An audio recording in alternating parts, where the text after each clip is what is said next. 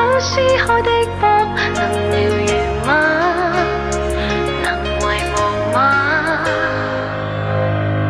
睇住我嘅指尖慢慢滴下的血，我哋嘅愛好似受過污染的雪，掛喺天空係許過願的月，如今決定講出分手是你的絕。未遇見你之前，我得我一個人，認識你我開始掛住一個人，一個人點解又要撇低一個人？到最後只係剩低我孤單一個人去睇日落，睇到獨自痛悲，唔敢睇電影，買唔到雙人戲飛，擠出苦笑，邊個知我痛得要死？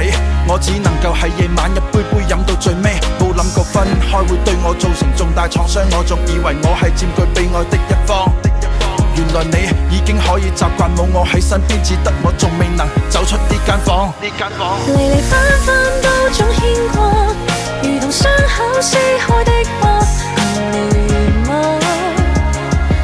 能遺忘嗎？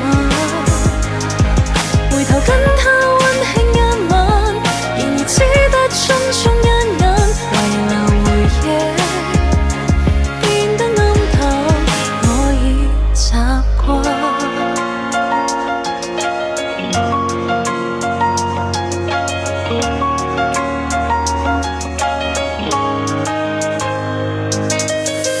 相信嗎？可笑嗎？我知你更鍾意他，好似唔記得痛，揭開了結痂嘅疤，一刀刀用力刮，你都唔會心痛吧？我一個人喊到沙啞，無聲嘅喧嘩在摧毀，我哋兩個都痛得徹底，一次次劇烈嘅爭吵係因為唔捨得換位，冇人復原，所以最後冇人可以留低，爭到咗輸贏，爭唔到我哋嘅一世。如果我哋可以一路體諒走到盡頭，會唔會修復疤痕，用愛將痛補救？不過戀愛相對立嘅總係自由，鬆開好唔容易牽過嘅手。離離分分多種牽掛，如同傷口撕開的疤。